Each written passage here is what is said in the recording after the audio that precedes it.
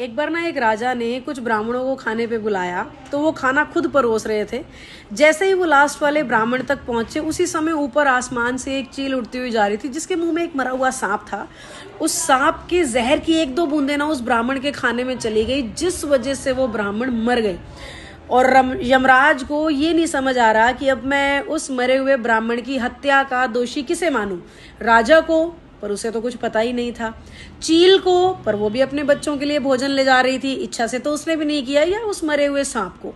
ये दुविधा चल ही रही थी कि 2-3 दिन में राजा फिर से ब्राह्मणों को खाने पे बुलाता है। और अब की बार जो नए ब्राह्मण खाने पे जा रहे होते हैं, उन्हें रास्ते में ना एक महिला मिलती है, और वो ब्राह्मण उस महिला से उस राजा के महल का पता पूछते हैं। महिला पता तो बता देती है, पर साथ में एक बात कहती है कि संभल के खाना, वो राजा तुम जैसे ब्राह्मणों को खाने पे बुलाता है, फिर जहर मिला के मार देता है।